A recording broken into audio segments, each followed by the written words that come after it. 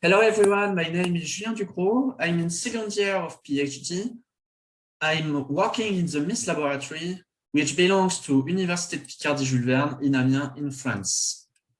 So today I'm going to present you HDR Omni, an optical extension of dynamic range for panoramic robot vision. So our motivation is to extend the dynamic range of machine vision cameras. Indeed, their dynamic range reach from 60 up to 100 decibels. This dynamic range is lower than natural scene radiances, so in challenging scenes, only specific regions are captured depending on the camera exposure time.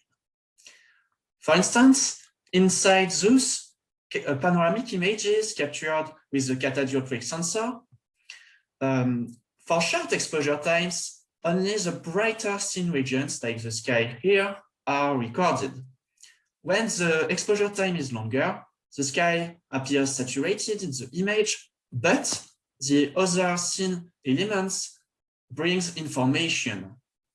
Our goal is to design an HDR camera for robotics, which allows a real-time HDR capture.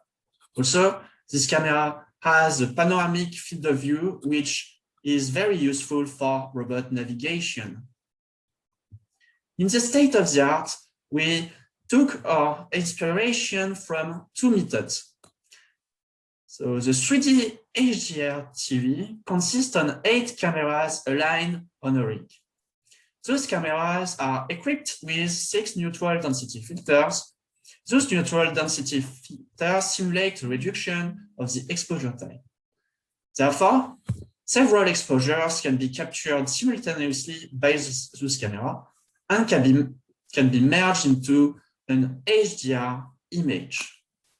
However, the baseline between two successive cameras is too important and requires an image matching before this HDR fusion. Also, the LDR images need to be aligned. A more compact approach consists in placing an optical mask, like the one shown here, directly close to a single image sensor. This device is more compact, but it's also harder to implement. In the state of the art, no panoramic HDR imaging method had been found. Our contribution is to capture panoramic HDR images thanks to our optical extension. Several neutral density filters have been combined with a single image sensor. This system increases the camera perceived dynamic range. Our design method consists in an extension of the full sensor, which is an orthographic camera facing 4 parabolic mirrors.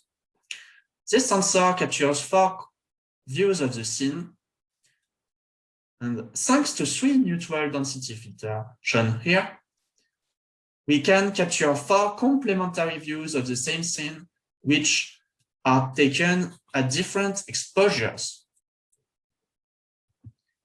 The choice of the neutral density filters is based on the camera response function.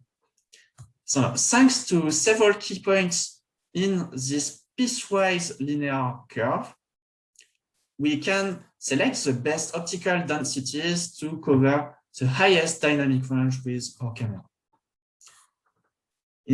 As you can see here, our camera is able to measure scene radiances up to 120 times the scene radiances measured by the camera without any neutral density filters.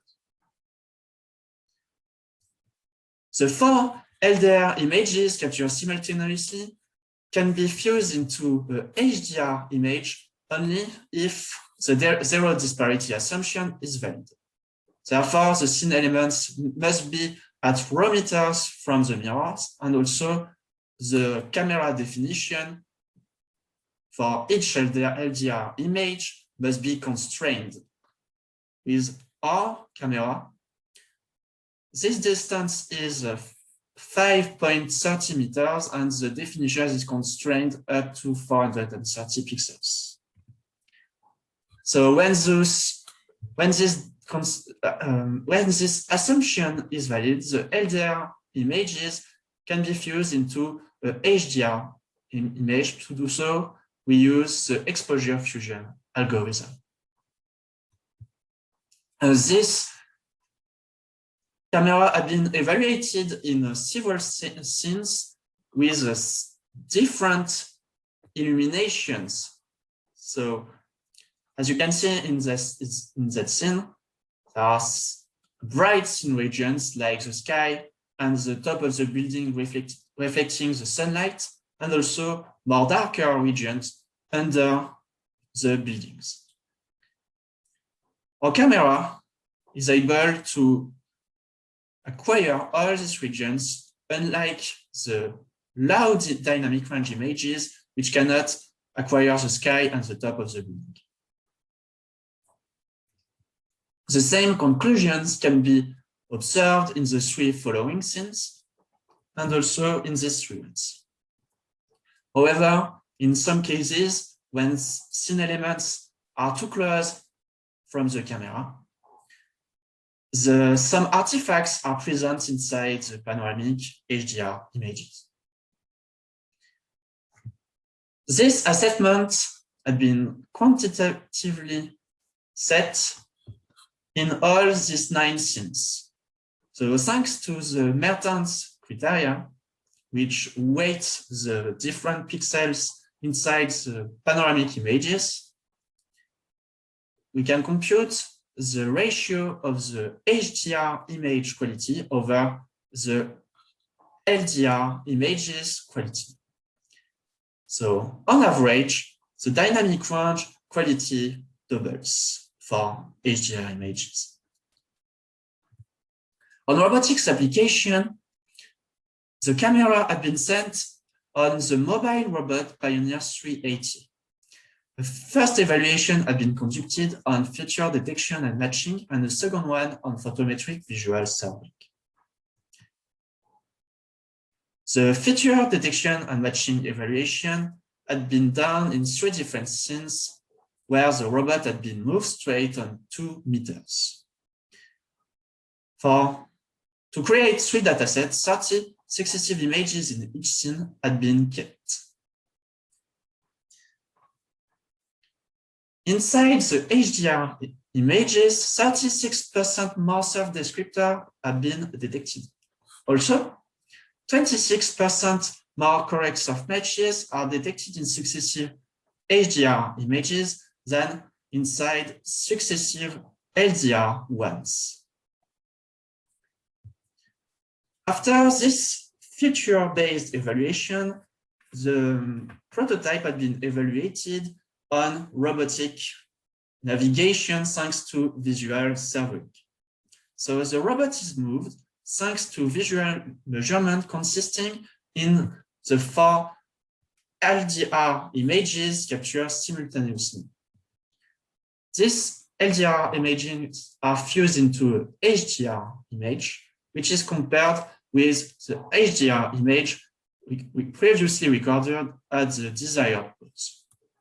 The error between these 2 images is used to control 2 degrees of freedom of the robot.